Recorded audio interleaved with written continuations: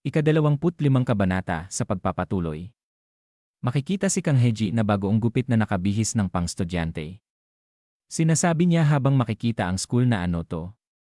Bigla akong kailangang bumalik sa school. Dagdag pa niya na hindi ko pa rin gustong makita si Yunho at ang iba pa.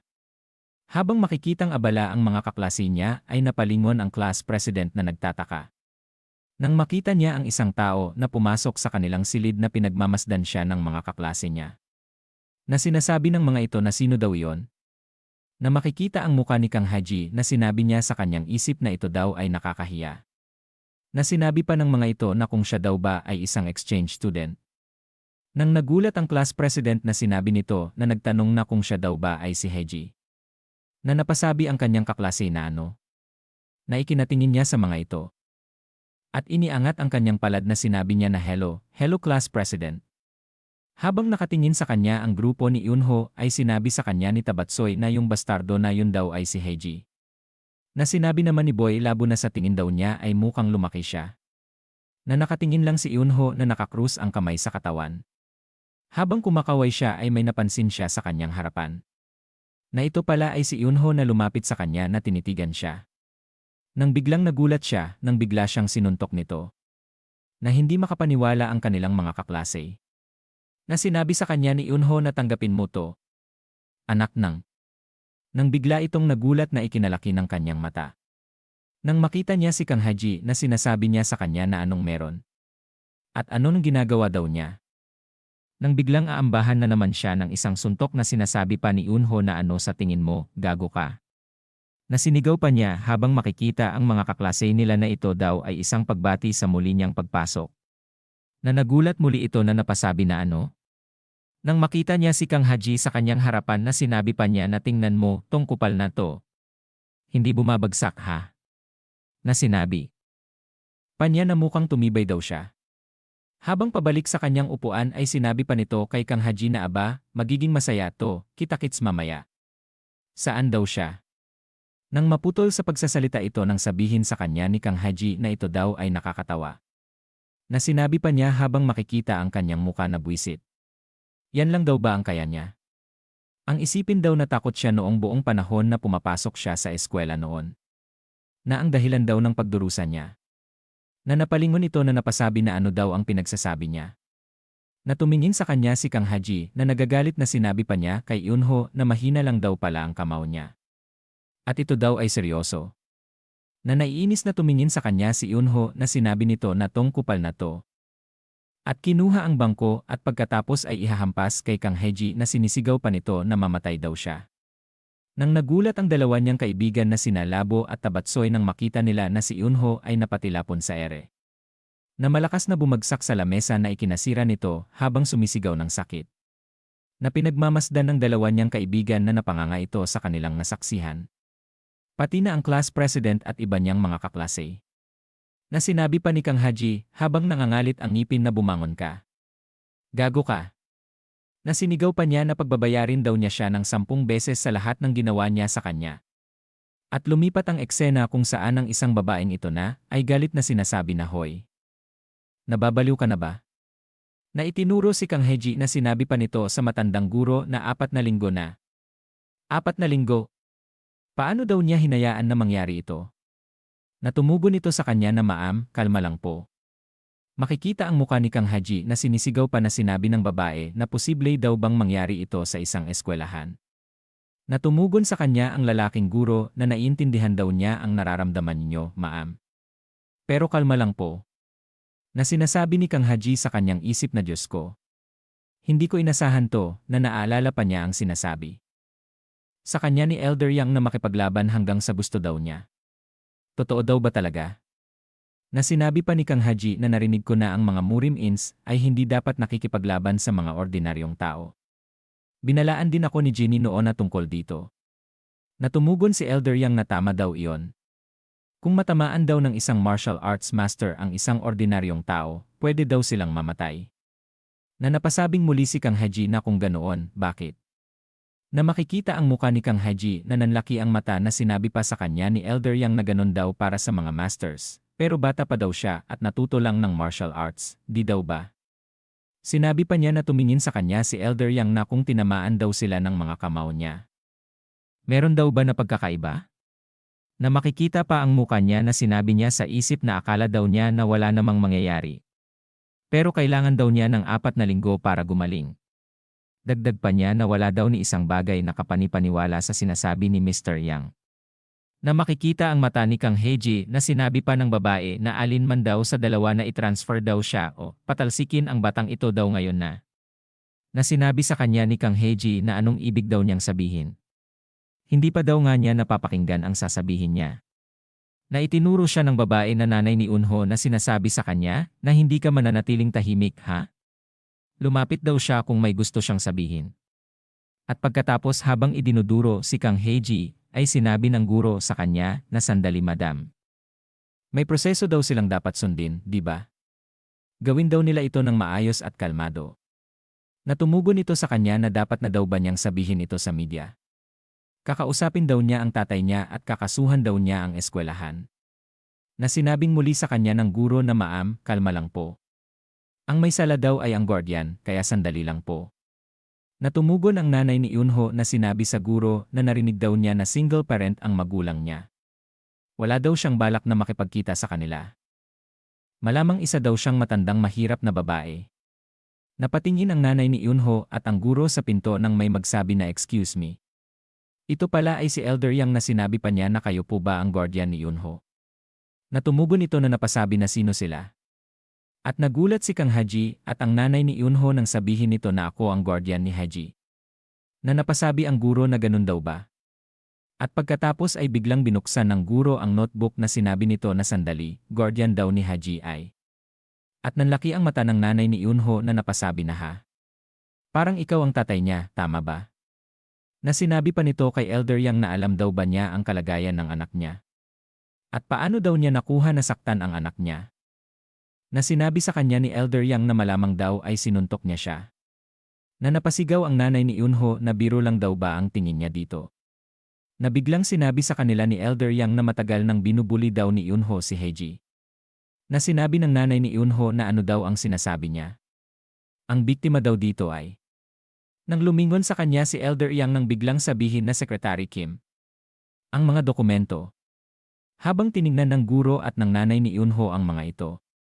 Ay sinasabi sa kanila ni Elder Yang na ito daw ang impormasyon sa kwarto ni Haji sa ospital at ang mga record niya.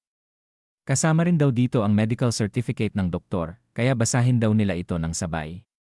At itinaas ng nanay ni Eunho ang dokumento na sinabi niya na tingnan mo to. Anong ibinibintang daw niya? At nasaan daw ang ebidensya na sinaktan ng anak ko si?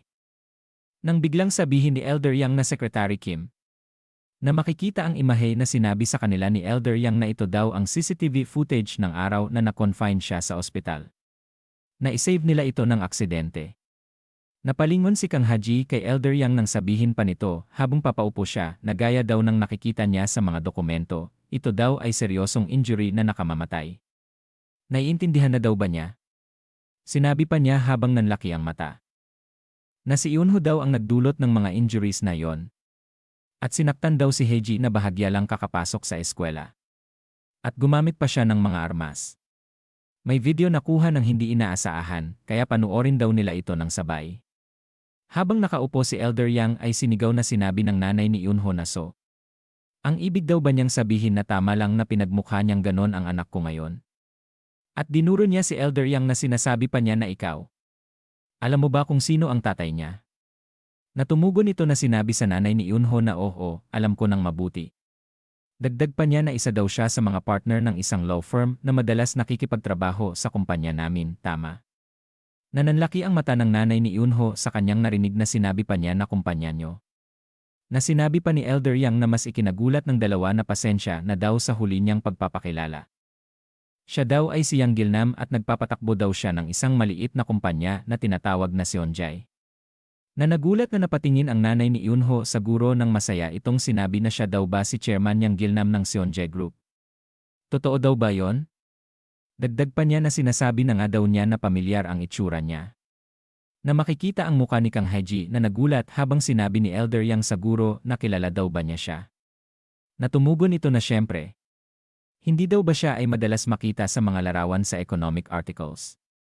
Na napasabi sa isip si Kang Heji na negosyante daw ba talaga siya? Hindi daw ba siya manloloko?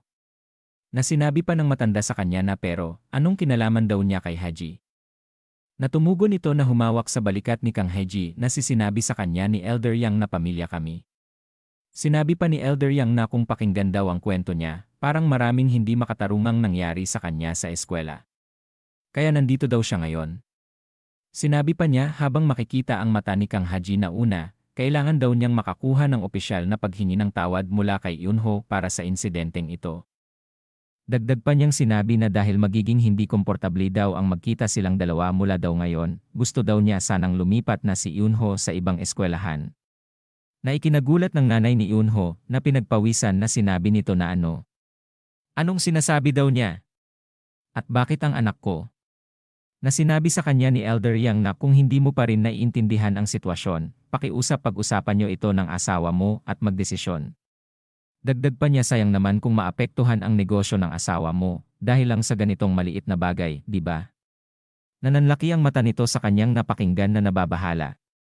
At natapos na ang usapan na makikita sila sa labas na sinasabi ni Kang Heji na wow. Parang nasa panaginip lang daw siya. Hindi daw niya akalain na mabilis nang naayos ang problema kay Yunho. Natumingin si Kang Heji kay Elder Yang na ito ay seryoso. At ibinalik ang tingin na sinabi nito na salamat sa mga nangyari. At biglang sinabi sa kanya ni Elder Yang na hindi daw ba niya ipapakita ang mukha niya sa ganitong grabeng kaso ng school violence. Na napasabi sa kanya si Kang Haji na pasensya. Anong ibig daw niyang sabihin? Chairman Yang Gilnam. At biglang napalingon silang dalawa nang sabihin ng matanda na gusto daw ni Director Lee na makipagkita sa iyo at pag-usapan ang tungkol kay Student Heji. Na napasabi sa isip si Kang Heji na bakit daw si Director Lee. At lumipat ang eksena kung saan makikita si Miss Sera na sinasabi niya sa kanya na ito daw ang unang beses nilang magkikita. Chairman Yang Gilnam. Na nagulat si Kang Heji na sinabi nito na noona. Huwag mong sabihin ikaw ang president ng eskwelahan namin. Na sinabi ni Elder Yang na napatingin si Kang Heji sa kanya na alam ko na. Alam mong pupunta ako para sa'yo, hindi ba, Miss Sera Kang? Natumugon ito na sumagot na nahulaan ko nang marinig kong nagkaroon ng aksidente si Heji.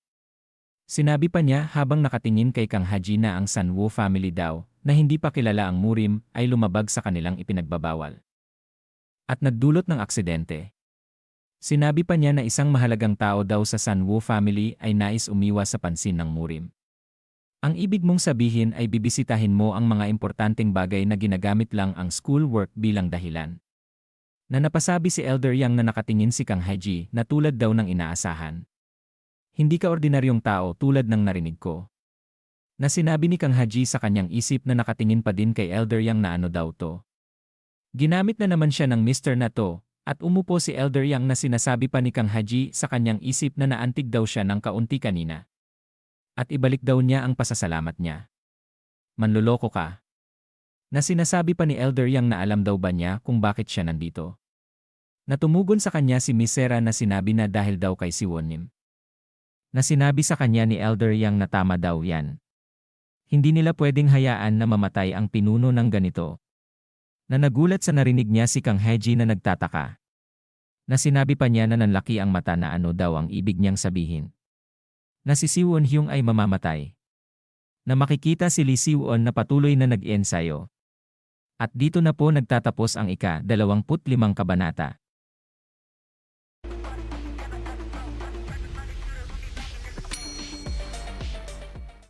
Ika-26 na kabanata sa pagpapatuloy. Isang lalaki ang namangha nang makita ang bahay ni Lee Siwon. Na humawak sa batok na sinasabi nito kay Gyobum na isang mansyon na ganito kalaki sa ganitong mamahaling lugar. Ito daw ba ang klase ng Sanwo? Na sinabi sa kanya ni Gyobum na kung gusto daw niya, siguro galing daw siya sa isang sangay ng pamilya, di ba? Tinatanggap daw nila ang mga kagaya niya, Smiling Blade. Natumugon ito habang nakahawak ang dalawang kamay sa kanyang batok na sinabi na ayos na daw siya. Ang gusto daw kasi niya ay malaya. Hindi daw niya kayang tumira kasama si Mr. Nam Jokseong. Na sinabi sa kanya ni Gyobum na ang clan head daw ng pamilya ay nasa training room doon. Na nagpasalamat ito sa kanya. At pagkatapos makapasok sa training room ay sinabi niya kay Lee Si-won na na makikita si Lee Si-won ay malalim ang paghinga. Sinabi pa ni Smiling Blade na si Jijeon na masayang itinaas ang kamay na ang tagal na daw, Lee Si-won. Na napasabi sa kanya si Lee Si-won na ikaw pala, andito na daw pala siya Jijeon. Na makikita ang muka nito na sinabi pa niya na sa lahat ng pagkakataon na ito. Na nakatingin sa kanya si Lee Si-won na napasabi na na makikita ang mata ni Jijeon na nakatingin kay Lee Si-won na sinasabi sa kanyang isip na ang laki daw ng pinagbago ng aura ng mokong na to. Sinabi pa niya kay Lee Si-won na salamat sa pag-imbita sa kanya. At dahil daw sa kanya, nakapaglibot siya sa ganitong kagandang bahay. Dagdag pa niyang sinabi na pero, bakit daw niya siya pinatawag sa training room? Huwag mong sabihing inimbitahan mo ko para makipag-spar sa'yo. Na napatingin ito kay Lee Si-won nang sabihin niya na ang uniforme at espada daw para sa sparring ay nasa loob ng kwarto na yon. Na napasigaw ito na sinabi kay Lee Si-won na hoy. Seryoso daw ba siya? Pumunta daw siya dito kasi ang akala daw niya mag-enjoy sila kasama si ate na pulang buhok. Natumugon sa kanya si Lee Si-won na sinabi na si Ginny din daw ay abala sa pag-ensayo. Nalumingon na sinabi pa sa kanya ni Lee Si-won na pakisamahan daw niya siya ng maayos. Kasi may isang martial art daw siyang pinag-aralan kamakailan pero hindi pa daw niya ito nasubukan sa aktwal na labanan. Na nakatingin lang ng seryoso si Jijeon. At pagkatapos ay masayang binaril ng daliri si Lee Si-won na sinabi niya na sige na nga. Dahil daw may utang siya sa kanya. At hindi daw niya siya pagbibigyan ng pagkakataon. Dahil alam daw niyang malakas siya. Na lumipat ang eksena kung saan ay gulat na nagtatanong si Kang Ha-ji na anong ibig daw niyang sabihin? At bakit daw mamamatay si Won Hyung? Na sinabi sa kanya ni Elder Yang na hindi daw ba niya nakikita na kausap niya ang head ng Milyang clan. Sinabi pa niya na mag-ingat daw siya. Dahil may mga tao daw sa Murim na madaling mapikon sa mga simpleng bagay. Na nakasimangot na nakatingin sa kanya si Kang Ha-ji na sinasabi sa isip na buwisit. Nakakatakot daw talaga itong matandang ito. At sinabi naman ni Miss Sera kay Elder Yang na curious daw siya sa pinag-uusapan nila. May nangyari daw ba kay si Won-nim? Makikita ang silid na sinabi ni Elder Yang na hindi pa daw ba niya nakita ang head ng pamilya kamakailan. Natumugon si Miss Sera na abala daw siya kaya saglit lang daw niya siyang nakakausap sa telepono. Na makikita ang mata ni Elder Yang na sinabi niya kay Miss Sera na ang head daw ng pamilya ay nakatutok sa kanyang pag-ensayo at trabaho kahit walang tulog. Pero ang narinig daw niya, ang head daw ng pamilya ay nagpa-practice ng outer body training method ng Artists Society. Na napatingin ng seryoso si Miss Sera sa kanya. Na makikita si Lee Si-won na nagme-meditate na sinabi ni Miss Sera na nag-aral daw si Master Kang sa Yewon-gwan, kaya siguradong alam daw niya na ang Triple Blossom Meditation ay nangangailangan ng maraming ki at lakas. Dagdag pa niya na kahit gaano pa daw manumbalik ang lakas ng head ng pamilya dahil kay Gui Sushin. Sa palagay daw ba niya kakayanin ng katawan niya ang lahat ng ensayo na walang tulog sa gabi? Habang nakatingin si Kang Ha-ji sa kanya, ay tumugon ito na sinasabi na hindi daw niya alam sa kanya, pero palagay daw niya ay may mali sa head ng pamilya. At kung ipagpapatuloy daw niya ito at gagamitin ang outer body training method. Na sinabi ni Miss Sera na pwede daw siyang mamatay dahil sa key deviation o kaya daw naman ay maging lumpo. Na nagulat sa kanyang narinig si Kang Ha-ji na napasabi na makikita ang labas ng school na sinabi ni Elder Yang na tama daw siya. Pero binaliwala daw niya ang mga alalahanin ng lahat. Kaya daw naman ay pumunta siya dito para humingi ng tulong niya. Dagdag pa niya na sinabi na alam daw niyang may kaugnayan siya sa martial arts ng Yewon-gwan at sa paggamot ni Gui Sushin. Sinabi pa niya na makikita si Miss Sera na kung ikaw, Owner Kang, ang magsabi, hindi mo ba makukumbinsi ang clan head? Na nakatingin lang ito sa kanya at walang masabi. At pagkatapos ay sinabi niya habang makikita ang muka niya sa tasa na sana makuha ko ang lahat ng gusto ko. Kung maaari. Hindi sana ako nagiging ganito ka-awkward at hindi pamilyar. Gusto kong makita si Mr. Si-won na muling magningning. At lumipat ang eksena kung saan makikita si Lee Si-won na nag-ensayo kasama si Jijeon na sinabi niya ito na kanyang naiwasan. Na makikita ang dalawa na parehong nakaiwas sa kani-kanilang ginawang atake. At sinabi sa isip ni Jijeon na tong taong ito, nagbibiro lang daw siya nung sinabi niyang hindi niya siya pagbibigyan pero mahihirapan daw siya kung ganoon siya kaseryoso. Na makikita si Lee Si-won na gagawa muli ng isang atake na lumiliwanag ang mata. At lumipat ang eksena sa pag-uusap ni na Elder Yang at Sera. Na sinasabi ni Elder Yang na kung ganoon. Ang sinasabi daw ba niya ay walang pag-asa, Miss Kang? Natumugon si Miss Sera na nagulat ang dalawa na bago daw yan, may tanong daw siya. Na sinabi nito na ang outer body training method daw ay isang malalim na pamamaraan na binuo para matutunan ng mga tao ang martial arts. Sa pamamagitan ng meditasyon sa mga sitwasyon. Kung saan limitado ang paggalaw. May bentahe daw ito na maaari mong sanayin ang mga martial arts na nakita mo na kahit isang beses. Dagdag pa niya na tama daw bang mag-training ng ganito kabigat. Natumugon na sinabi sa kanya ni Elder Yang na hindi daw niya kailangang sundin ito kung sinusubukan lang daw niyang masterin. Natumugon si Miss Sera na tama daw yon. Dagdag pa niya habang makikita ang pagsasanay niya kasama si Ji-gyeon. Na pero kahit ganoon, si Si-won-nim ay sobrang naalipin sa outer body training method na mapanganib. Na makikita ang muka ni Ji-gyeon na nahihirapan. Na sinabi pa ni Miss Sera na baka daw kasi may pumasok sa isip niya pagkatapos daw niyang banggitin ito sa kanya. Na makikita ang dalawa ay nagkatamaan ng mga atake. Na sinigaw na sinabi ni Ji-gyeon na hoy. Tama na daw. Na napangiwi ng bibig si Ji-gyeon na sinasabi ni Lee Si-won na kung lalapit daw siya sa kanya ng ganito. Na napasabi pa si Ji-gyeon na ha. Na makikita sa kanyang harapan ay dumilim habang nakatutok ang kahoy na espada. Na makikita ang mata ni Ji-gyeon ay nanlaki sa kanyang nakita. Na sinasabi pa ni Miss Sera na hula lang pero ang matinding pagkakaakit daw ni Si-won-nim dito. Dagdag pa niya na hindi ito dahil gusto lang niyang matutunan ang martial arts ng ibang tao. Na makikita si Lee Si-won ay lumabas sa kadiliman. Na sinabi pa ni Miss Sera na baka dahil gusto niyang maging tao na gumagamit nito. Na nagtatakang tumugon na sinabi ni Elder Yang na ang taong gumagamit nito. Na sinabi pa ni Miss Sera na ito daw ay maaaring ang taong pinakamalakas o kaya daw naman ay ang pinakamahalagang tao sa kanyang mga alaala. Na nanlaki ang mata ni Elder Yang sa kanyang narinig. At sinabi nito na huwag mong sabihin. Na ang ibig daw ba niyang sabihin ay ang clan head. Na makikita si Lee Si-won ay dinurog ang espada ni Ji-gyeon sa kanilang sparring. Na napatingin ito kay Lee Si-won ng seryoso. Na sinabi pa ni Miss Sera na sa tingin daw niya, nagbuo sila ng grupo para humarap sa responsibilidad. Na seryosong nag-iisip si Kang Hae-ji na nakatingin sa kanyang gilid. Na sinabi pa ni Elder Yang na ang sitwasyon daw ay mas masahol pa kaysa sa inaasahan niya. Hindi daw nila basta pwedeng iwan lang sila. At pagkatapos ay nagtaas ng kamay si Kang Hae-ji na napalingon ang dalawa sa kanya na sinasabi niya na excuse me. May opinyon daw siya, isang tanong lang daw siguro. Na humawak sa ulo na sinabi pa niya na bakit daw hindi nila subukang pag-usapan ang bagay na ito sa mga magulang ni Si Won-hyung. Kung may ganong problema daw. Na napatingin lang ang dalawa sa kanya na walang masabi.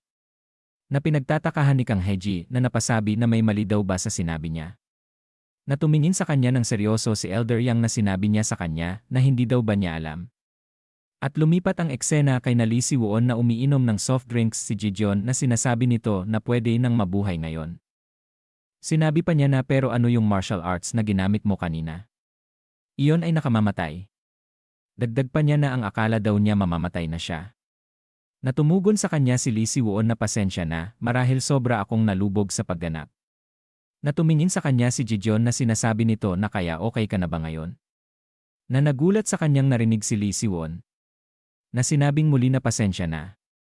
Na makikita si Ji-gyeon na sinasabi niya na tungkol sa iyong ina.